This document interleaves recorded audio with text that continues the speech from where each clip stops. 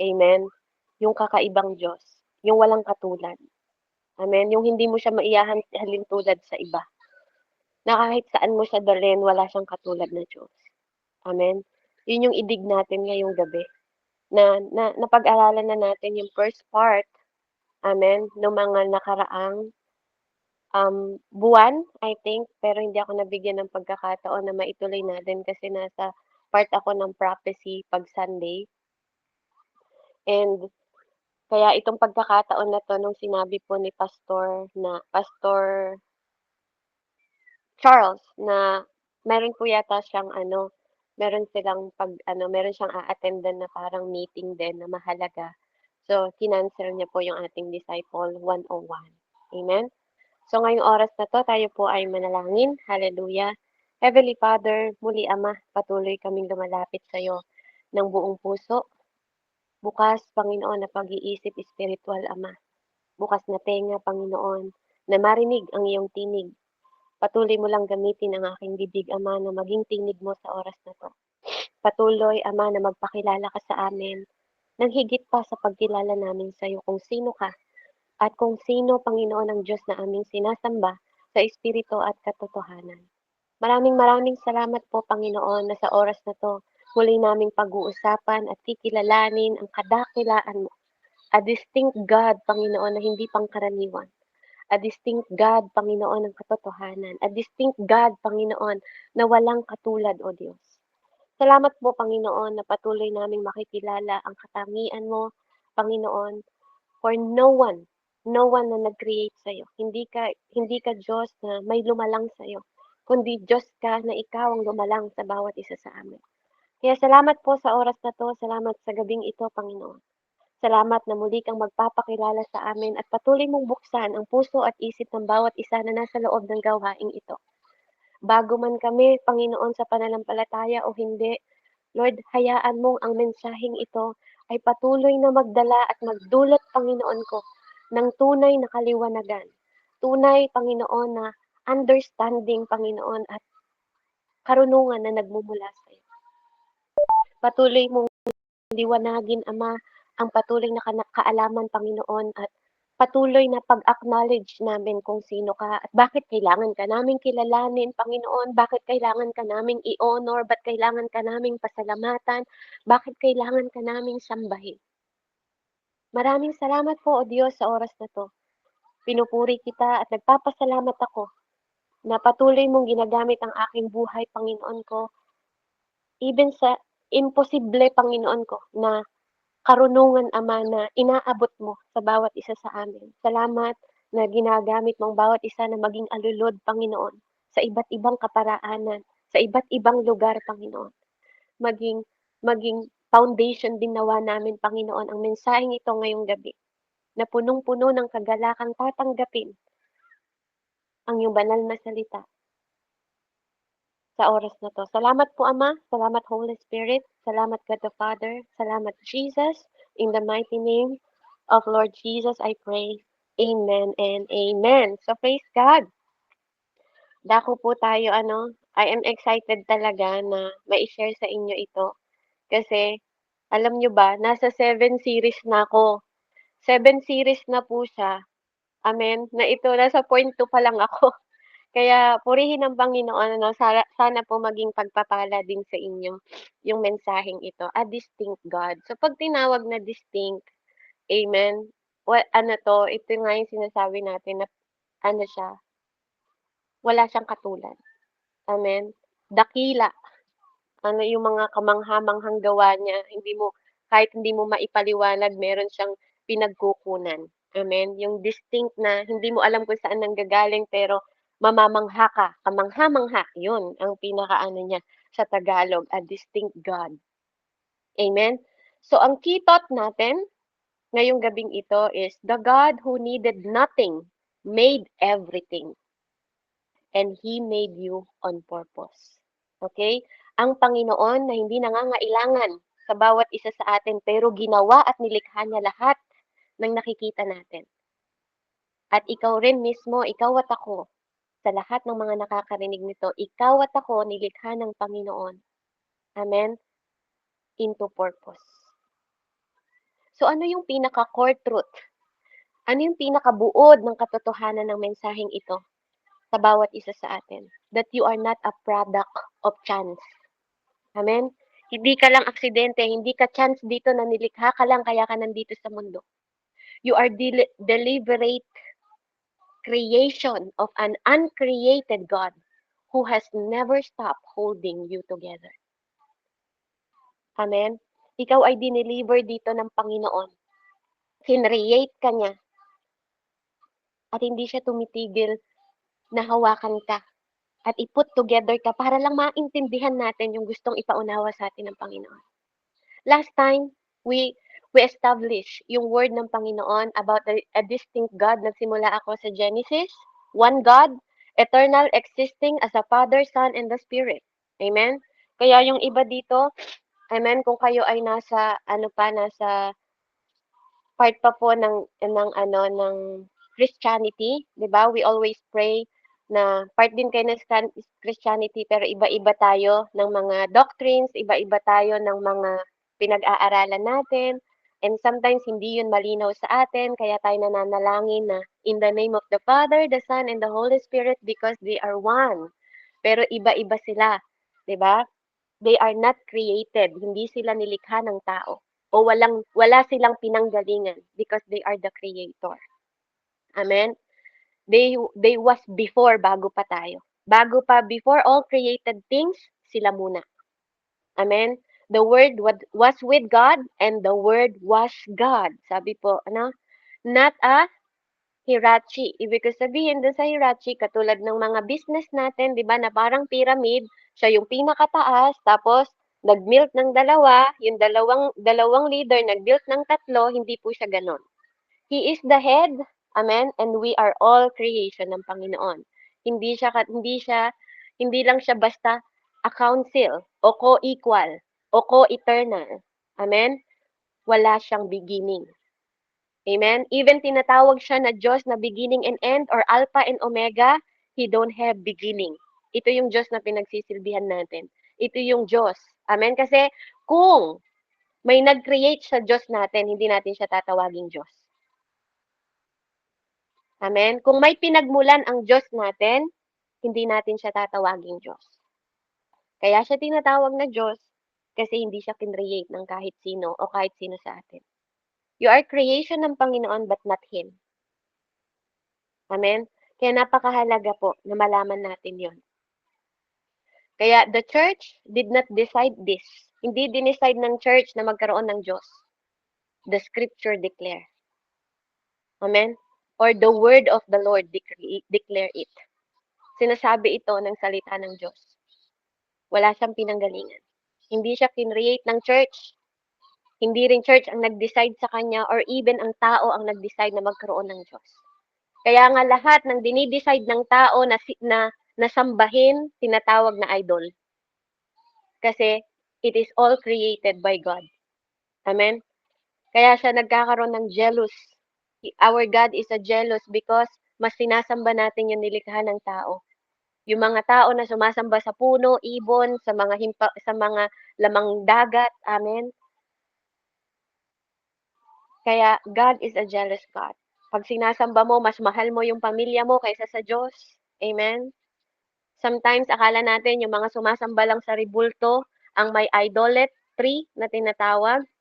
Alam nyo, ang pagsamba po sa mga nilalang sa mundo, it is a spirit. Spirit po yun. Kasi saan ka nakakita ng tao na sasambahin mo'y puno? Amen? It is a spirit of idolatry. Spirit po yun. Kasi walang normal na tao na sasamba sa puno. Walang normal na tao na sasamba sa ibon, sa Buddha. Walang normal na tao na sasamba sa elepante. Naniniwala po ba kayo doon? It is a spirit. 'Di ba? Bakit ka biglang liluhod sa mga ginagawa lang na likha ng tao? It is a spirit, mga kapatid. Amen?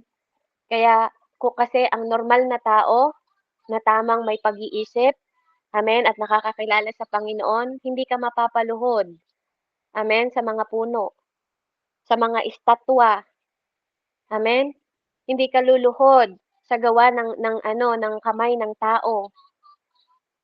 Amen, o gagawin mo lang yung inuutos sa'yo kapag conscious ka, 'di ba?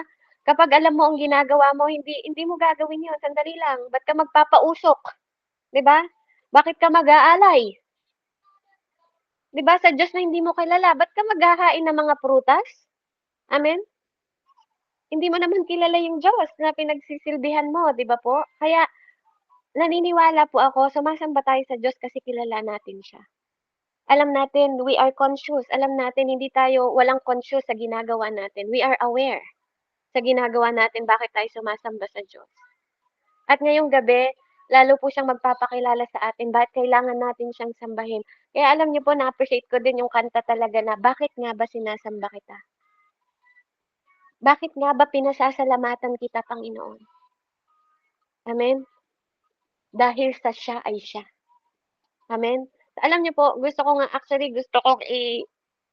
kung meron akong pagkakataon na bigyan ng pagkakataon ng Panginoon na mai-translate 'yun sa English, kakantahin ko siya sa English kasi hindi ko siya makita sa video, okey? Kasi gusto ko ring marinig ng mga tao dito sa Amerika kung bakit.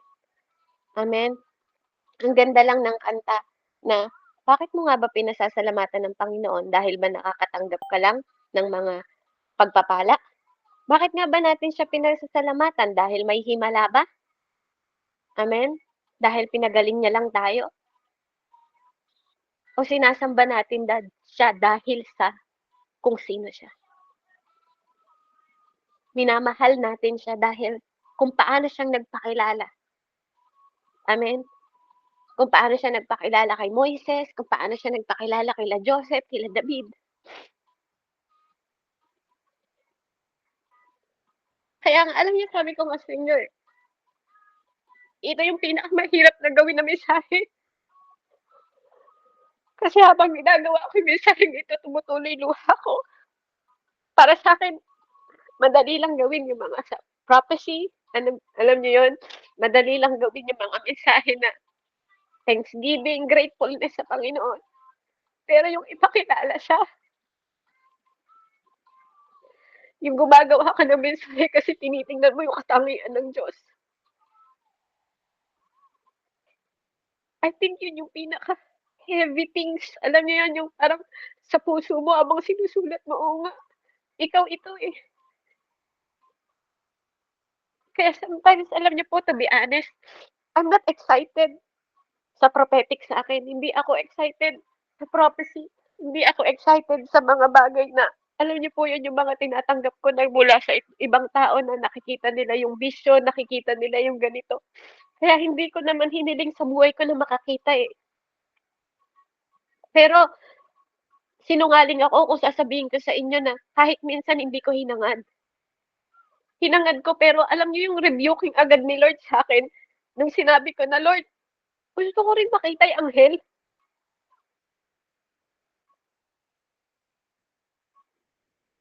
Lord, sabi niya, alam mo yung parang yung rebuking ng Lord sa akin na, "Mas gusto mo bang makita sila kaysa maranasan yung presensya ko?" Binawi ko agad, "Lord, ayoko na pong makita. Hindi bale na. Mas okay na sa'kin naririnig kita.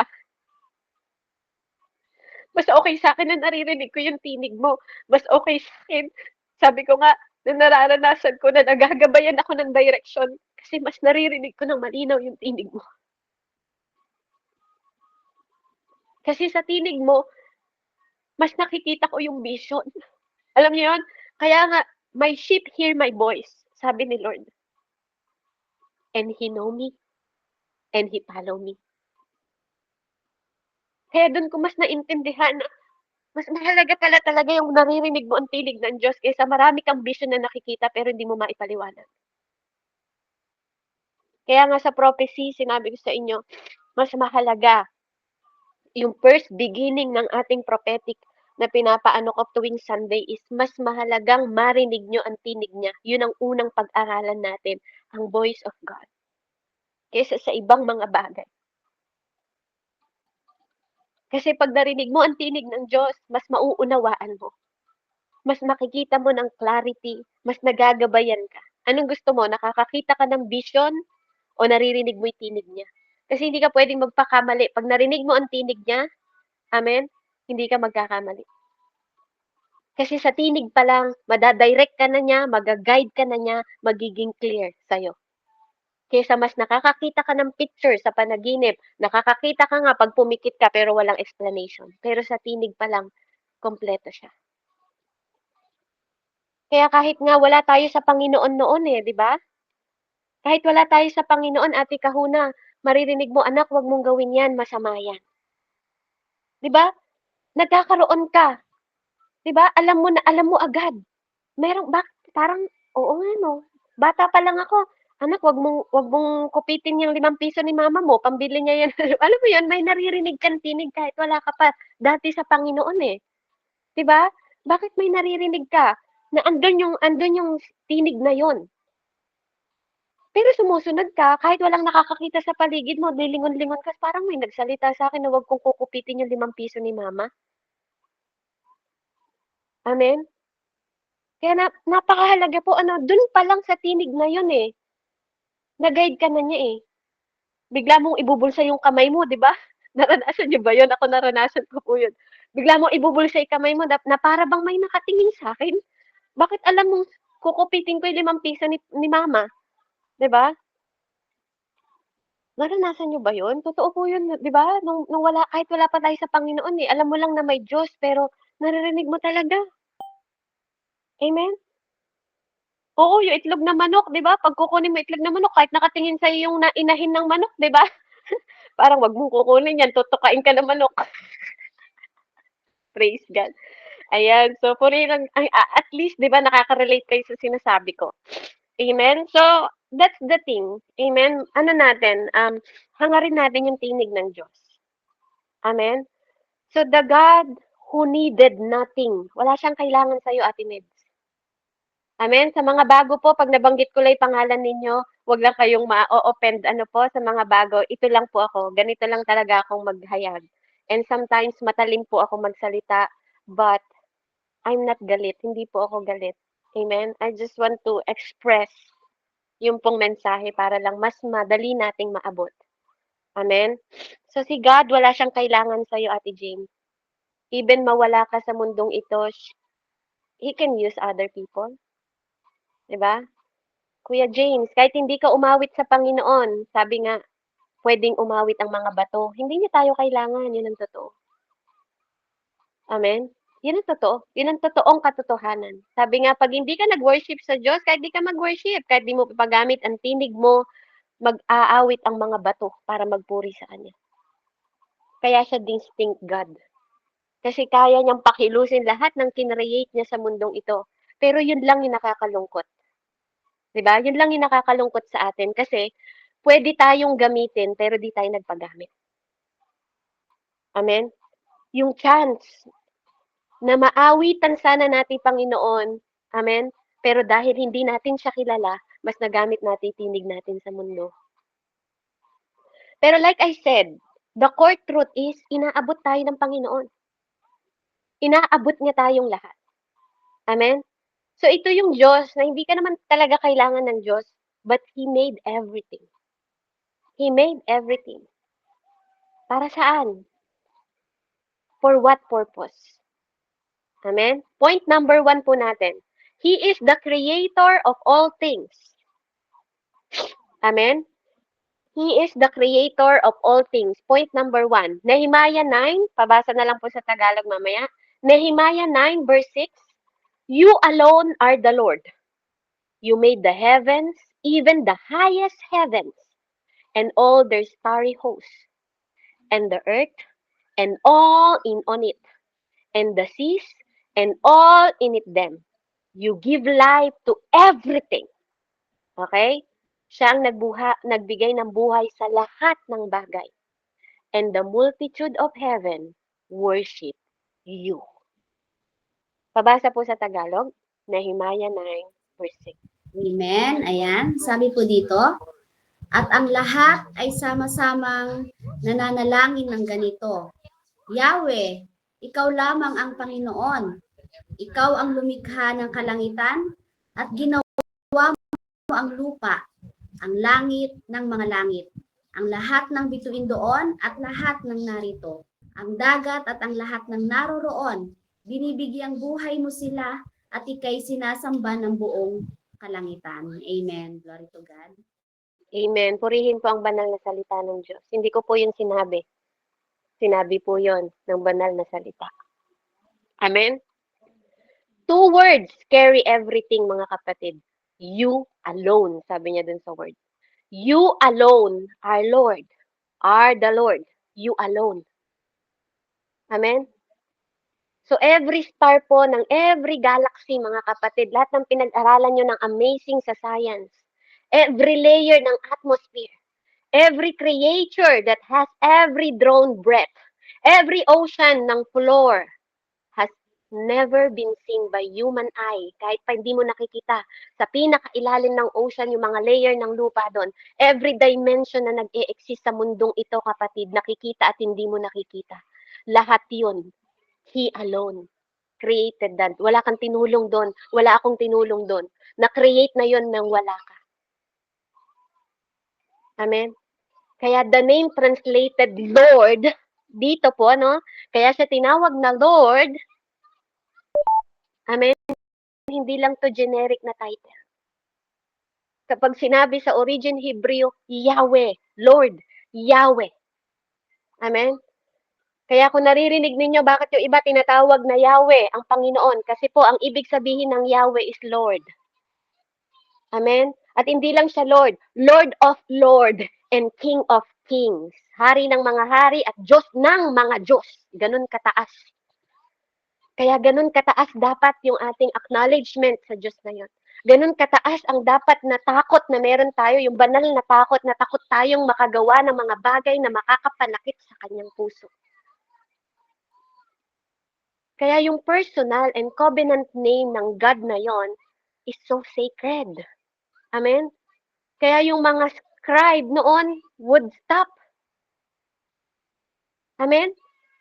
Kaya, alam niyo, paghaharap sila doon sa Diyos na yun, naguhugas pa sila ng kamay, naguhugas pa sila ng paa bago sila humarap sa Diyos na yun. Amen? Ganun. Ganun kataas yung reverence na binibigay nila noon, even sa Old Testament. Walang makakapasok sa kanyang templo, di ba? Nang madumi ang puso. Alam niyo yun? Na marumi ka, na nagkasala ka. Ganun katindi. Kaya, from the Hebrew verb na to be, ibig sabihin yun, the God who simple and eternal is. Kaya, Yahweh alone made everything. Yung Lord na yan, mga kapatid, Lord alone made everything. Nothing made itself. Walang gumawa sa Kanya. Nothing pre-existed Him. Amen? Nag-exist na siya bago tayo nag-exist lahat. Na walang nag-exist sa mundong ito na hindi dependent sa Kanya. Na independent sa Kanya. Lahat dependent sa Kanya. Nakadepende sa Kanya lahat. Kaya ka nandito.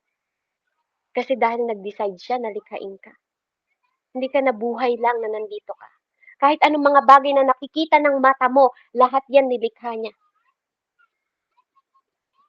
Kaya nga ang buhay natin, wala tayong karapatan na bawiin ang buhay natin. Pag nagsasawa na tayo sa buhay na to, wala tayong kahit kaunting katiting na karapatan because it's not yours. You are made by purpose. Wala nga tayong inambag sa buhay natin. Amen? Dahil kung hindi sa pagpapala niya, hindi ka rin naman makakakain. Kung hindi sa pagpapala niya, wala ka rin namang tahanan. Kung hindi sa pagpapala niya, wala ka naman trabaho rin ngayon. Kasi kung paggising pa lang sa umaga, hindi ka na niya binuhay, wala ka nang magagawa. Kasi ang buhay na yun ay siya. Siya ang pinanggagalingan ng bawat hininga mo. Ng bawat hininga natin. Na kahit hindi mo nakikita ang hangin at oxygen, He created everything on His hand, on His word. Na wala tayong inambag kahit kaunti. Kahit isang patak. Colossians 1:15 hanggang 17. The Son is the image of invisible God, the firstborn over all creation. For in Him all things were created, things in heaven and on earth, visible and invisible. All things have been created through Him and for Him. He is before all things. And in Him, all things hold together. Pabasa po sa Tagalog, Colossians 1:15 hanggang 17. Amen. Ayan, sabi po dito, si Kristo ang larawan ng Diyos na di nakikita. Siya ang panganay na anak at pangunahin sa lahat ng mga nilikha. Sapagkat sa pamamagitan niya ay nilikha ang langit ng nasa langit at nasa lupa, nakikita man o hindi, pati ang mga espiritual na kapangyarihan, paghahari, pamamahala at pamumuno. Ang lahat ay nilikha ng Diyos sa pamamagitan niya at para sa Kanya. Siya ang una sa lahat at ang buong sansinukob ay nananatiling nasa kaayusan sa pamamagitan niya. Amen. Glory to God po. Amen. Praise the Lord. Firstborn. Amen. Sabi po sa Greek, ang firstborn means prototokos. Prototokos. Amen. Greek word niya po yon. Ang ibig sabihin ng compound word ng protos means first. At tokos means born. Amen. In the ancient word, ito po is not a statement about birth order. It is a title, mga kapatid. A title, a declaration of rank, preeminence, and supreme authority. Mataas. Amen? It's not about who arrived first. It's about who hold the highest position. Yun ang ibig sabihin ng title niya. Amen? Kaya sa Old Testament, ginamit po yung way na consistently Israel called God's firstborn in Exodus. Amen? Not the first nation to exist, mga kapatid. David called firstborn in Psalm 89, the youngest of Jesse's son. Amen? Jesse's sons, and the word is not tracking sequence. It is declaration supremacy. Amen? So si Paul is not saying the son was the first thing made. Hindi niya sinasabing ganon. Amen? But he is saying the son hold. Dito sa verse na binasa natin. The son, amen? Kaya kung makikita niyo po, naka-capital letter po siya sa Bible. Pag nagbabasa kayo, dapat iniintindi niyo rin yon. Yung mga capital, pag sinabing son, meaning the Son of God. Pag sa mga espiritu, may malaki din na E, meaning banal na espiritu yon. Amen? Pag maliit na espiritu, espiritu yon. Na maliit na tao or spirit. Amen? Masamang espiritu or good na. Amen? Na spirit. Okay? You have to be very, very, very. Amen? Dapat mapamasid lang kayo. Hindi yung parang magaling lang tayo magbilang ng pera. Diba? Hala, hindi 20 yon. Diba? 10 piso lang yon. Amen? Alam natin, pero pag sa salita ng Diyos, hindi tayo masiyasat, hindi tayo sensitibo. Amen? So dito, sinasabi po ni Tatay Paul, hindi lang to basta son na ibig sabihin was the first thing made. Amen? Hindi po ganon, na siya yung nilikhang unang-una. Hindi lang basta ganon. He is saying the son hold the highest position. Hawak din po niya. Amen? Yung highest position, pinakamataas sa lahat. Over everything that was made. Sa lahat ng bagay na ginawa sa mundo. Kaya nga, if the Son created all things, He cannot be among the things created. Like I said, kung siya ay kinreate, amen? Kung kinreate siya, sinong lilikha ng lahat ng mga bagay na kinreate dito sa mundo? So no one created Him. Kaya siya tinawag na Diyos, mga kapatid. He is a distinct God. Wala siyang pinagmulan. Hindi siya part ng creation. Amen? Kaya nga, you cannot make everything and also be a part of everything that was made. He is before all things. Siya yun, hindi tayo. Not first among all things, but before all things. Magkaiba yun. Iba yung nauna, na nauna pa siya sa lahat ng kinreate niya. Kaya in Him, sabing ganon, all things hold together. Dahil sa Kanya. Kaya dati siya tinatawag na God in control. It's all Him. Siya ang nagko-control sa lahat ng bagay. Kahit papangit ang nangyari sa'yo, He can control everything. Kaya niyang i-switch yan ng mabuti. Kaya nga tinatawag natin siyang mabuting Diyos. Amen? In Him, all things hold together, not held together. Amen? Not held together, mga kapatid. Until now, He hold together. Not set in a motion and release. Amen? He's holding it. Until now, kahit anong sitwasyon mo, mga kapatid, if He is a distinct God, until now, He is still God. He hold together. Present tense, active tense, or right now. He hold together. This is the kind of God na sinasamba natin, mga kapatid. Kaya kung ano man sitwasyon nyo ngayon, I hope and I pray na nakikita niyo yung ibig sabihin ng Panginoon na gusto niya ipahayag sa bawat isa sa atin. Anak, I am holding together. I am holding you together. Nakikita mo man o hindi mo nakikita. I am your protector. Present man yan, future man yan, o ngayon man yan. The Son is not the historical agent of creation who created His work and step back. Hindi siya magke-create ng bagay tapos, ay, nagkamali pala ako, Meds. No, hindi ganon.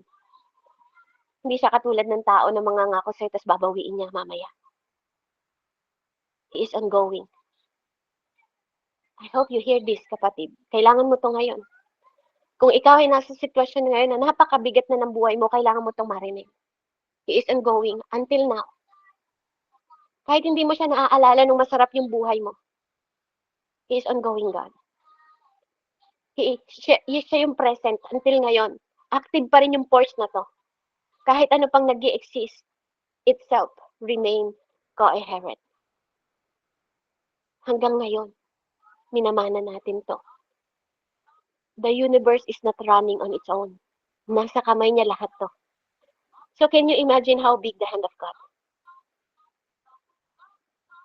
It is being held in place, mga kapatid, right now, by the Son. By the Son of God. Nang ibig sabihin po there is not a single dimension, kapatid. Wala kahit isa na dimension ng buhay mo na nasa outside ng aware, na hindi aware ang Panginoon. Walang kahit parte ng buhay mo na hindi niya alam ngayon. You don't have to say. Kasi bago pa yan mangyari sa'yo, alam niya. Wala kahit isang single ng buhay mo na hindi niya alam ang dimension ng buhay mo. Na hindi siya aware. Hindi ang kalusugan mo, hindi ang finances mo, hindi ang kasal mo, hindi ang conversation mo sa ibang tao, hindi ang kahit anong diagnosis mo na inaantay, hindi ang decision mo na hindi mo pa ma-figure out kung paano mo gagawin. Kapatid, I just want to remind every one of us, you did not hold yourself together last night. Hindi mo hawak yung buong sarili mo kagabi. He did. Kaya nga decision mong matulog kagabi, pero hindi mo decision magising kaninang umaga. Kung palagay mo hawak mo ang desisyon sa buhay mo, kung palagay mo ba hawak mo ang control sa buhay mo, kung palagay mo hawak mo ang kwento ng buhay mo, you make mistake. Nothing you are carrying right now is outside of the sustaining hand. Not one thing. Not one thing. Do you think gusto ni Judas na i-betray si Jesus? Sa palagay nyo, aksidenteng i-betray ni Judas si Jesus, mga kapatid? Do you think so? Do you think decision ni Judas na i-betray si Jesus? O part yun ng purpose niya? Think of it, mga kapatid. Do you think aksidente na may mga failure ka sa mundong ito? O talagang kasama yon sa kwento mo? Do you think aksidenteng nandito ka ngayon sa loob ng gawaing ito? O nakatakda na ang araw na to papasok ka sa online Bible study? Dahil walang araw, oras, o panahon na wala sa kontrol ng kamay ng Diyos. Do you believe na aksidenteng makakakilala ka sa Diyos?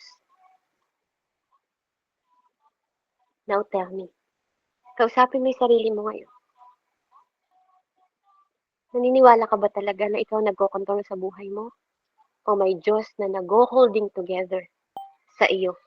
Kaya hindi ka pa napahamak, hindi ka pa namatay, hindi ka pa sumusuko until now because there is someone holding you together that is in control. Yung powerful God na nakikita at hindi mo nakikita. Hino-hold ka together para hindi ka mag-give up. Na sinasabi niya ngayon na there is hope in me. Amen? Kaya this week, mga kapatid, pray. Knowing that He is not limited. Huwag mo siyang limitahan. Amen? Pag nananalangin ka, Lord, bigyan mo lang ako ng pambayad ng kuryente, tapos next month ulit, wala ka ulit pambayad ng kuryente. Amen? Huwag ganun. Let your will be done. Amen? Pag humingi ka, huwag mo nang limitahan. Kaya tingnan niyo yung babae na nanghingi na binigyan ng Panginoon, no, na asawa ng propeta, yung balo. Kung hindi niya nilimatahan, yung mga banga na binigay niya, na paglalagyan ng langis, do you think mauubusan siya? Ang Panginoon hindi mauubusan. Minsan tayo lang ang naglilimita sa Kanya. Kasi tayong tao, limited tayo. But not Him. Hindi rin siya distant sa'yo, hindi siya malayo sa'yo. He is not preoccupied too. Hindi natin siya kayang okupahan. Pwede ka, ikaw siguro kaya mong sabihin na, Lord, tama na yung blessing, tama na, pero siya hindi. Amen? He is listening. Kung gaano man kabigat yung pinagdadaanan mo, kapatid, sinasabi ng Diyos ngayon sa'yo, anak, nakikinig ako. Say it loud. Say it loud. You made this. You are holding this. And you are holding me. Diba? Yun ang panalangin mo dapat, Lord. Before the noise ng mga mundong ito, bago pa ako marating sa kaingayan ng mundong ito, ikaw muna. Pwede mo rin sabihin, Lord, take 60 seconds na magkaroon lang ako ng tahimik na makausap kita. Acknowledge. He is already present, mga kapatid. You are not walking into your week alone. Itong buong linggo na to, na nilalakad mo, hindi ka mag-isa. Kapag alam mo na i-acknowledge ang Panginoon, you walk together. Kapartner mo siya. Amen? Kaya minsan nakakalungkot lang na nakasandal tayo sa asawa natin. Pag nawala na yung asawa natin, parang wala na tayong pag-asa. Learn to acknowledge God. Sumandal ka sa Diyos. Kahit mawala yung asawa mo, hindi ko po sinasabi na mawala yung asawa ninyo. But, kapag nakasandal ka ng nakasandal sa mundong ito, sa kapatid mo, sa anak mo, amen? Nakasandal ka sa kapansanan mo, walang mangyayari sa'yo. Pero kung sasandal ka sa Diyos, mag-yield ka sa Diyos, gagawin mo siyang kapartner, makikiyok ka sa Diyos, lahat ng burden mo. Amen? Kayang baguhin ng Panginoon. Pero kung sa tao ka mo umaasa, paano? Pero alam mo kung anong kayang gawin ng Diyos? Kaya niyang gumamit ng tao na magpala sa iyo. Point number 2 po. Ulitin ko, no? Point number 1 natin. He is the creator of all things. Amen? Kahit papera yan. He create money, mga kapatid. Amen? He can create money kahit sa pamamagitan ng isda. Kaya nakapagbayad ng tax si Peter. Amen? Hallelujah. Point 2, mga kapatid. You were made by the uncreated God on purpose. Amen? You were made. You were made. Tapos po yun na, made. Tapos na. By the uncreated God on purpose. Amen? On purpose, mga kapatid. Hindi ka walang purpose. Kaya kahit sabihin nila na ikaw wala ka silbi. Minsan nasasabi natin sa anak natin yan eh. May silbi po yan. May silbi po yan. Amen? Kaya napakahalaga, mga kapatid, no po, na ma-appreciate natin. Ma-appreciate po natin lahat na ma-create ng Panginoon. Kasi walang bagay na create ang Diyos na walang purpose. Kahit sa parte ng katawan mo, kahit nga puwet, sabi ko nga po sa inyo, may purpose yan eh. Pag di ka nakatai, sasakit tiyan mo. Di ka makakapag-isip ng maayos, di ba? He create everything na may purpose, kahit langgam pa yan. Anumang bagay na nag-e-exist sa mundong ito, may purpose yun. Psalm 139 verse 13 to 16. For you created my inmost being. You knit me together in my mother's womb. I praise you because I am fearfully and wonderfully made. Your eyes saw my unformed body. All the days ordained for me were written in your book before one of them came together. Pabasa nga po sa Tagalog. Psalm 139, 13 to 16. Amen. Sabi po dito, verse 13. Ang anumang aking sangkap, ikaw, O Diyos, ang lumikha. Sa tiyan ng aking inay, hinugis mo akong bata. Pinupuri kita, O Diyos, marapat kang katakutan. Ang lahat ng gawain mo ay kahangahangang tunay. Sa loob ng aking puso, lahat ito'y nakikintal. Ang buto ko sa katawan nung iyon ay hugisin. Sa loob ng bahay bata, do'y iyong napapansin. Lumalaki ako roong sa iyo'y di nalilihim. 16. Ako'y iyong nakita na hindi pa man isinilang. Batid mo kung ilang taon ang haba ng aking buhay. Pagkat ito'y nakatitik sa aklat mo na talaan, matagal nang balangkas mong ikaw lamang ang may alam. Amen. Glory to God po. Amen. Tanungin lang kay Ate Meds, anong una? Calling or purpose?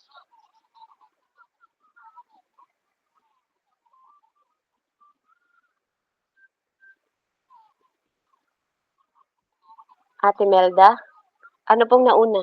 Calling o purpose? Mga kapatid. Naniniwala ka ba na tinawag ka muna ng Diyos bago ka nagkaroon ng purpose?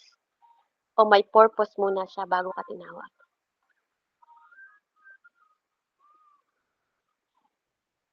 Nakita niyo po, mga kapatid.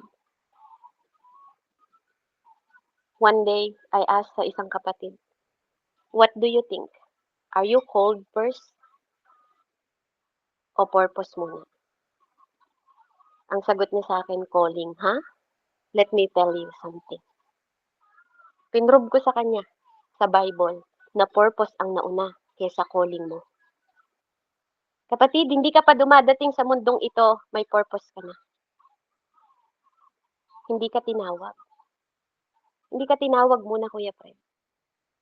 Nilikha ka muna niya dahil alam niya may purpose ka. Amen? Sabi niya nga sa Jeremiah 1:5, for I knew, alam niya na agad, from the womb of your mom, sabi niya, I knew you. So, hindi ka muna tinawag. Nilikha muna tayo dahil may purpose tayo. Amen? Napaka-amazing niya, no? Kaya nga sabi ko, tuwing inaano ko yung wisdom ni God, Lord, thank you ha. Kasi kahit buto mo, hindi pwedeng magkamali ang Lord. Kaya alam niyo sa creation pa lang, sasambahin mo na siya eh. Luluhod ka na. Kasi yung the God na to who existed before time was present at your formation. Pinoform ka pa lang niya, nandun na siya. Kaya hubog ng ilong mo, yung mukha mo, yung taas mo, lahat ng detalye ng buhay mo, alam niya.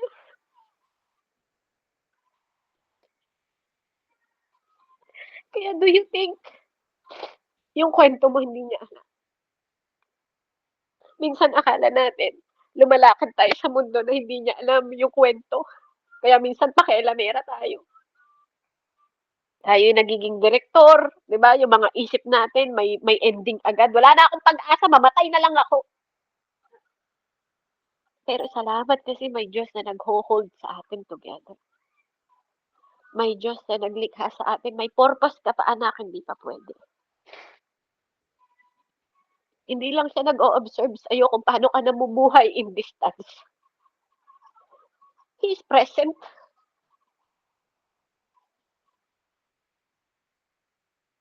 Alam niyo yun, yung parang siya'y nagtatahi. Kahit pa nagkamali ka, sandali lang, itatahi ko nung dapat sa purpose mo. Nakikita niya. Before you had the name, bago ka pa pinangalanan ng nanay mo.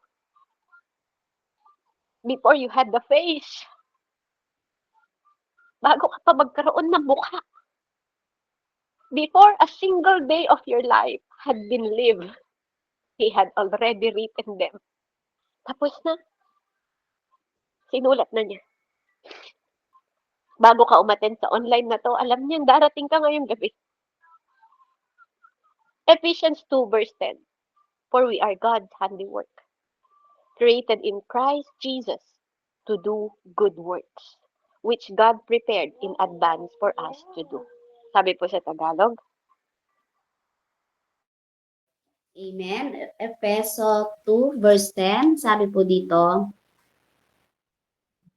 kung ano tayo ngayon ay gawa ng Diyos, at sa pakikipag-isa natin kay Kristo Jesus ay nilikha niya tayo para sa mabubuting gawa na inihanda niya noong una pa man upang gawin natin. Amen. Glory to God. Amen. So, hindi ka gumagawa ng mabubuting gawa ngayon dahil lang nakakilala ka. Alam niya yung purpose niya. In advance, you are predestined. Handiwork means poema. Sa Greek word po, the word from which we get in English, word poem. Para kang tula. You are not the product of random processes, mga kapatid. You are not an accident. Hindi ka accident na nag-arrive. Amen? Na dumating dito sa mundo. And ngayon, hinahanap mo, you're trying to find the meaning of you. Meaning ng buhay mo. Yung ma-deliberate ka sa composition.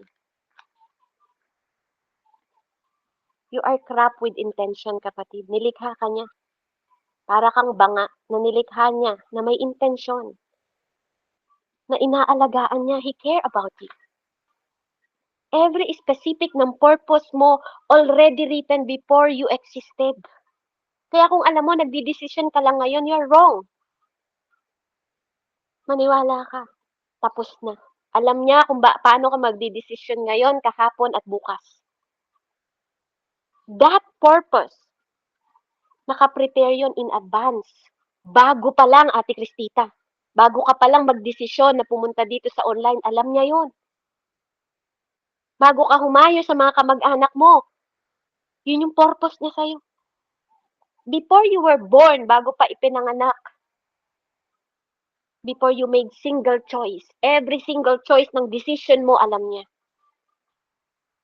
Bago ka maging successful, o mag-succeed, o mag-failed sa kahit anong bagay.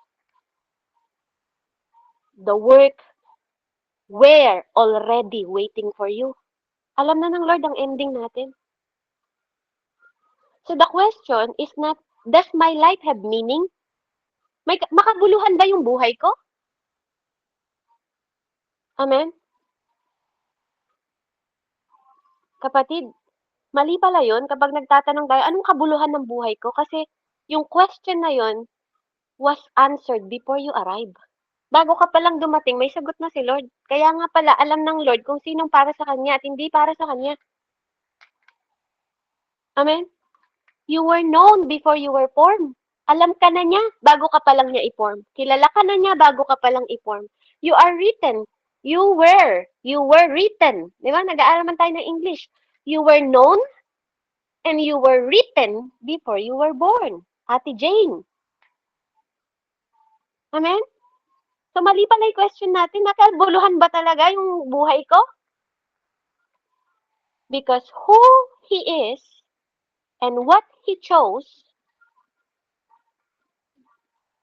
amen? Dahil yun sa Kanya lahat. Not because of what you have done. Not because of what you will do. O mga gagawin mo pa lang. Nilagay niya na yun sa kwento mo. Alam niya na kung sino ka. Alam niya na kung sino ako. Because of He is. And what He chose. Kaya nga sinasabi niya, I chose you, not you choose yourself. Ako pumili sa'yo. Ako. Sapat yun. Amen? Kaya kapag ang kasinungalingan, naririnig ninyo, when the lie comes, na dumating ka sa mundong ito na aksidente, bring it back to this. Balik ka ulit. Balik ka ulit sa pinag-aralan natin ngayon. I am not an accident. I am a poema. Amen? Hard work. Diba? Tayo yung handiwork ni Lord. I was known before I was formed. Kilala ko ng Diyos ko bago pa lang ako pinorm. I was written before I was born. Hindi ang birth certificate mo ang pinakauna. May birth certificate si God na siyang unang-una. Alam niya kung anong date ka ipapanganak, anong date ka mamamatay, ilan ang bilang ng buhok mo. Baka nga doktor hindi nila alam, but your God known. Your Creator know. And the God who hold all things together is holding me. Ipaalala mo yun sa sarili mo. On purpose, mga kapatid, hindi aksidente. On purpose, kahit pa sa failure mo, kahit pa sa mga pagkukulang mo, kapatid, mahal ka ng Diyos on purpose. Hindi siya nagkamaling minamahal ka. Hindi siya nagkamaling namatay para sa'yo. Paulit-ulit mo tong sabihin sa sarili mo until you believe.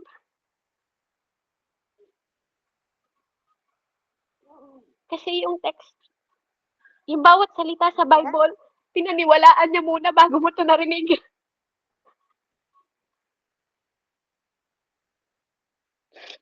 Ginawa niya muna bago mo ito narinig.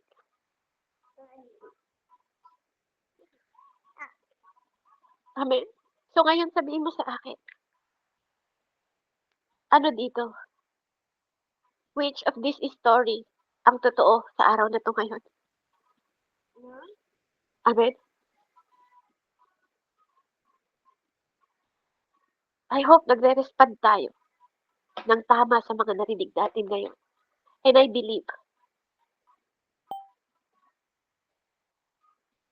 napaka-personal ng Panginoon sa buhay natin, mga kapatid. Kaya kahit anuman ang dala-dala mo na heavy ngayong oras na to, know that God is in control. Amen? One God, the creator of all things, mga kapatid, and He made you on purpose. This is not a small thing. That is everything. That is everything. Kaya wag mo sayangin yung buhay mo. Hindi pa tapos ang Diyos sa'yo.